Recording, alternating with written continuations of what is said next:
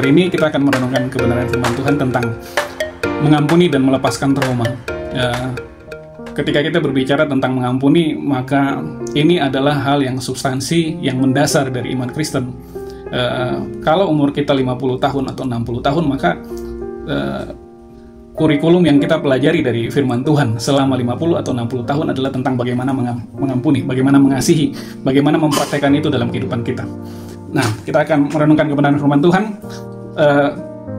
tentang bagaimana kita melepaskan trauma, sehingga pengampunan yang kita berikan bagi sesama kita adalah pengampunan yang tulus berdasarkan kasih Kristus. Trauma atau kejadian masa lalu terjadi bisa saja dalam tahun ini, bisa saja belasan tahun, bisa saja puluhan tahun yang lalu, dan berbekas di dalam memori kita. Nah, trauma yang kita alami bisa dibuat atau terpicu oleh orang-orang yang mengasihi kita, oleh orang-orang yang ada di sekitar kita, maupun orang-orang yang tidak kita kenal sama sekali. Bisa karena bulian, bisa karena hal-hal yang mengecewakan dari ekspektasi kita, dari yang kita cita-citakan. Jadi, sebenarnya kalau kita berbicara tentang trauma, perlu kita luruskan bahwa trauma sebenarnya bukan tentang orangnya. Trauma juga bukan tentang peristiwa atau skenarionya, tetapi lebih kepada muatan emosi di dalam memori kita pada saat kejadian itu terjadi, kejadian-kejadian yang menyakitkan terjadi. Jadi bisa saya katakan bahwa trauma adalah kondisi emosi pada saat otak kita sedang mempermainkan kita atau otak kita mengerjain kita. Banyak orang yang susah untuk move on, susah untuk bergerak dari satu tahap ke tahap yang lainnya untuk lebih maksimal, karena ada banyak sekali trauma atau ada banyak sekali hal-hal yang membuat dia susah untuk bisa melihat orang lain apa adanya. Nah, sebelum kita melangkah lebih jauh tentang firman Tuhan, saya mungkin harus share ini kepada Bapak Ibu kita semua, bahwa memori kita sebagai manusia pada saat trauma itu tidak seperti ketika kita menyimpan memori atau file di dalam laptop kita, dalam PC kita. Kalau kita menyimpan file atau memori dalam PC kita, pada saat kita save yang sama pada 10 tahun yang lalu, ketika kita buka saat ini, modelnya tetap sama. Tetapi yang terjadi adalah memori manusia pada saat trauma itu dia merekonstruksi dirinya untuk berubah, untuk berganti dari satu model ke model yang lain. Makanya dalam dunia konseling kita kenal dengan yang namanya false memory, memori palsu. Jadi trauma kita bisa jadi tidak original atau tidak valid seperti pada saat kejadian awalnya.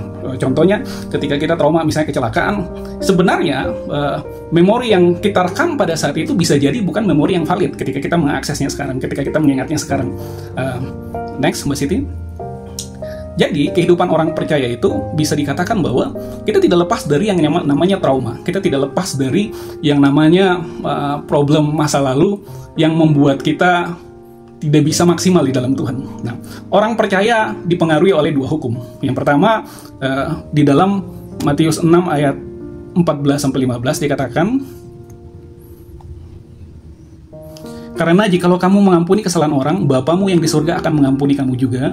Tetapi jikalau kamu tidak mengampuni orang, Bapamu yang di surga tidak mengampuni kesalahanmu. Nah, ketika kita berbicara tentang trauma, tentang mengampuni kesalahan orang, itu di bahasa bibir kita itu mudah. Tetapi di dalam pelaksanaannya, saya percaya bahwa bahkan dalam kekristenan kita di usia 40, 50, 60 tahun, hal-hal seperti trauma itu masih membekas. Dan firman Tuhan, dasar firman Tuhan dari Matius pasal 6 ini akan senantiasa mengingatkan kita bahwa untuk menjadi sempurna seperti Kristus, bisa mengampuni seperti Kristus, maka kita memerlukan yang namanya kemampuan untuk melepaskan pengampunan itu. Juga di dalam Markus pasal 10, di situ dikatakan segala sesuatu yang kamu hendaki supaya orang perbuat kepadamu, perbuatlah demikian juga kepada mereka. Itulah isi seluruh hukum Taurat dan kitab para nabi. Jadi ketika kita berbicara tentang dua hukum ini, hukum kasih dan hukum tabur tuai, maka hukum ini mengikat kita dalam kekristenan kita. Jadi Paulus katakan bahwa kita tidak terikat lagi dengan kutuk hukum Taurat, tapi kita diikat dengan hukum kasih dan hukum tabur tuai. Artinya, ketika kita berkata bahwa kita mengasihi Allah yang tidak kelihatan, sementara manusia di sekitar kita masih berbekas dalam ingatan kita bahwa bagaimana dia menyakiti kita. Bahkan yang tadi saya katakan bahwa trauma itu kondisi emosi saat pikiran kita menghiperbolakan, membuat sesuatu yang mungkin terlihat sederhana menjadi berlebih-lebihan. Oleh karena itu, Tuhan ingin agar kedua hukum ini mengatur kita sehingga hidup kita dari hari ke hari semakin baik di hadapan Tuhan. Nah, yang ketiga, next Mbak Siti.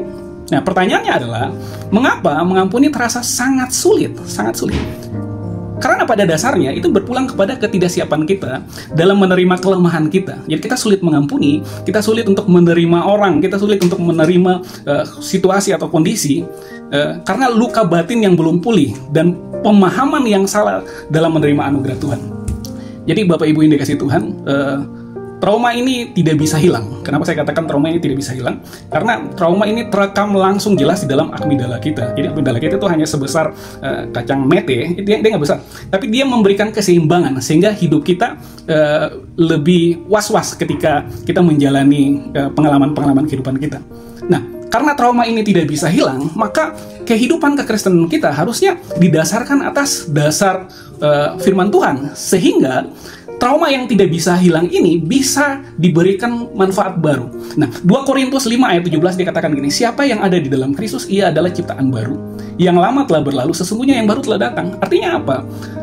Ketika kita berada di dalam Kristus, kita menjadi ciptaan baru. Yang lama di dalam memori kita, trauma kita, dia tetap ada. Tetapi sesungguhnya yang baru sudah datang. Artinya Kristus, dia akan memberikan pengalaman baru, dia akan memberikan kemampuan baru sehingga trauma yang kita hadapi di masa lalu itu menjadi pelajaran hidup dan kita bisa memakainya untuk menolong orang lain.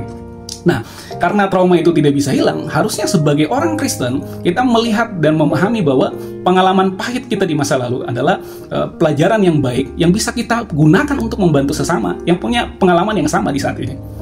Next, Mbak Siti. Jadi orang yang tersakiti, bisa saya katakan bahwa orang yang tersakiti adalah orang yang punya kecenderungan untuk menyakiti orang lain. Di saat orang itu terluka, dia akan lebih agresif untuk membuat orang di sekitarnya merasakan lukanya. Saya punya kesaksian tahun 2004 di satu desa Windesi, itu di Kabupaten Teluk Pendama. Jadi 2004 kami pelayanan penginjilan di sana.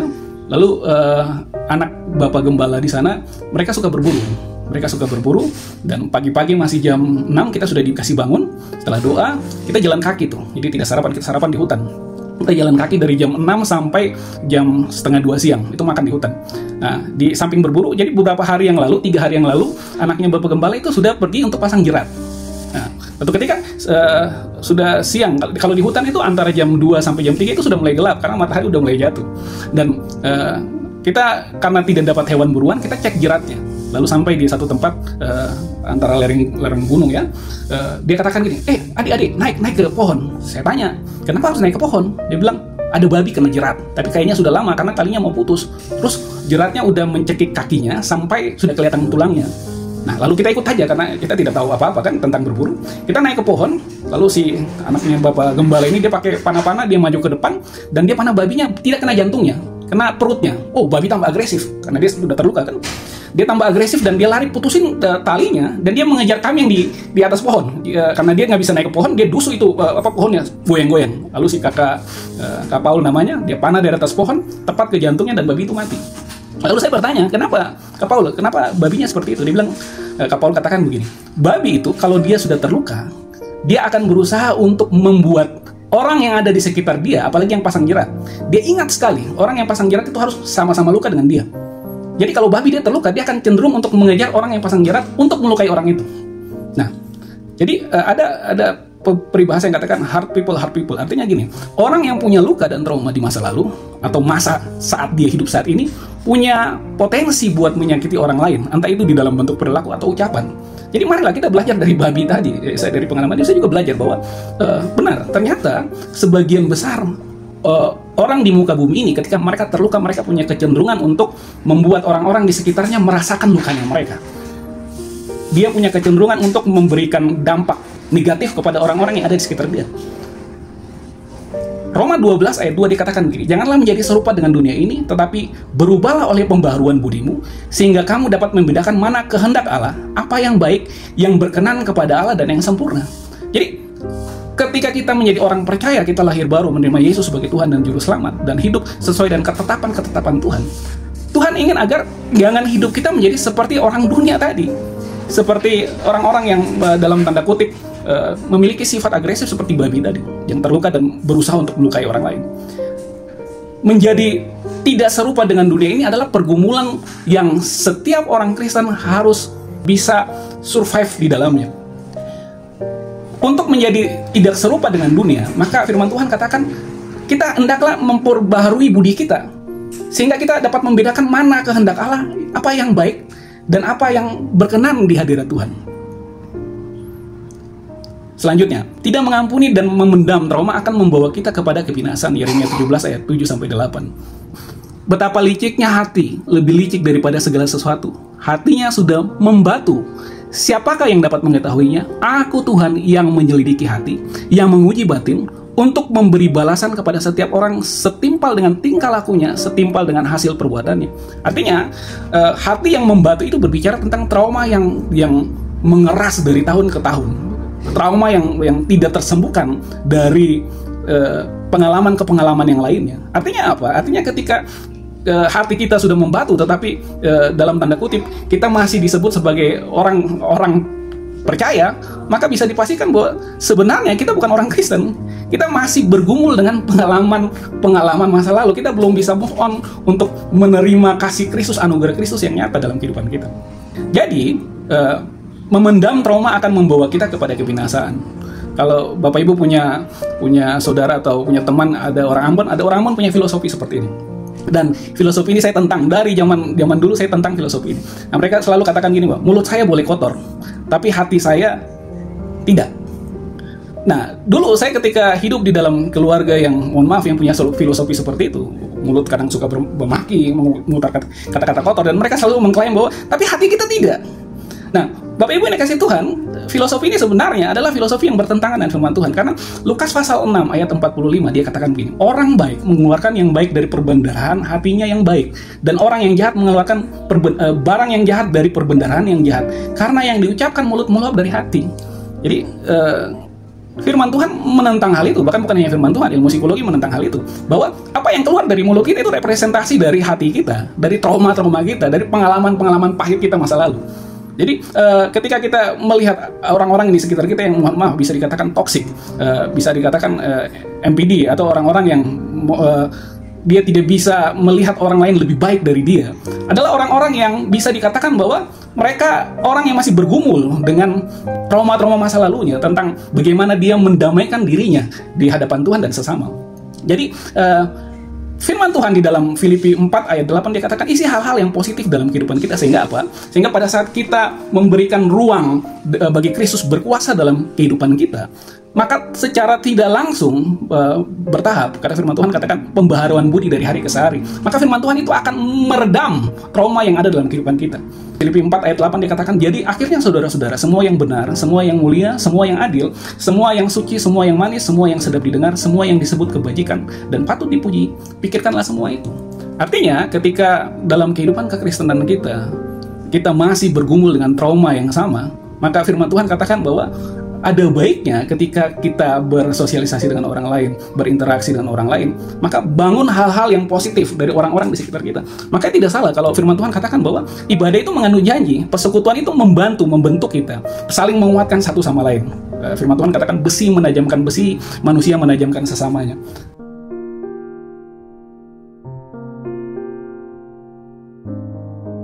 Next, Mbak Siti.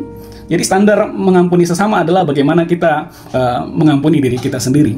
Matius pasal 22 ayat 37-40 dia katakan, jawab Yesus kepadanya, kasihlah Tuhan Allahmu dengan segenap hatimu dan segenap jiwamu dan segenap akal budimu. Itulah hukum yang terutama dan pertama, dan yang hukum yang kedua yang sama dengan itu ialah kasihlah sesamamu manusia seperti dirimu sendiri. Artinya standar kita mengasihi sesama kita adalah standar bagaimana kita melihat diri kita, melihat gambar diri kita. Jadi kita tidak bisa mengharapkan bahwa orang-orang melihat kita seperti apa yang kita inginkan, tetapi kita bisa berpatokan pada firman Tuhan dengan mengatakan bahwa saya adalah gambar Kristus menurut firman Tuhan. Saya tidak bisa mengendalikan mulut orang lain atau pikiran orang lain tentang saya, tetapi saya bisa mengendalikan pikiran saya menurut firman Tuhan tentang apa yang Kristus katakan dalam hidup saya.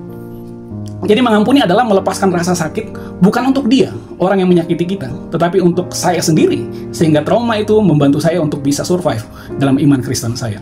Dan yang terakhir, silakan Mbak Siti, seperti doa Bapa kami, dia katakan begini, dan ampunilah kami atas kesalahan kami, seperti kami juga mengampuni orang yang bersalah kepada kami. Jadi artinya sebelum saya tutup, firman Tuhan kembali lagi dalam dua pokok iman kita, hukum yang mengikat kita, yaitu hukum kasih dan hukum tabur tuai. Ketika kita menabur pengampunan atas orang lain yang menyakiti hati kita, yang memberikan hal-hal yang menjengkelkan dalam kehidupan kita, maka Tuhan katakan bahwa pengampunan yang sama akan Tuhan berikan bagi kita. Tuhan Yesus memberkati. Kita satu dalam doa.